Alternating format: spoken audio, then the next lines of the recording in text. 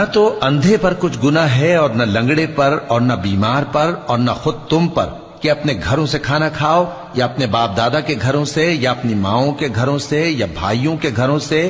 یا اپنی بہنوں کے گھروں سے یا اپنے چچاؤں کے گھروں سے یا اپنی پھوپھیوں کے گھروں سے یا اپنے ماموؤں کے گھروں سے یا اپنی خالاؤں کے گھروں سے یا اس گھر سے جس کی کنجیاں تمہارے ہاتھ میں ہوں یا اپنے دوستوں کے گھروں سے، اور اس کا بھی تم پر کچھ گناہ نہیں کہ سب مل کر کھانا کھاؤ یا جدا جدا۔ پھر جب گھروں میں جایا کرو تو اپنے گھر والوں کو سلام کیا کرو، یہ اللہ کی طرف سے مبارک اور پاکیزہ تحفہ ہے۔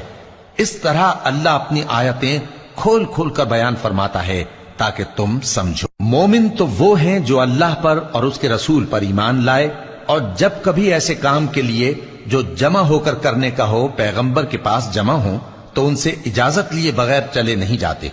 اے پیغمبر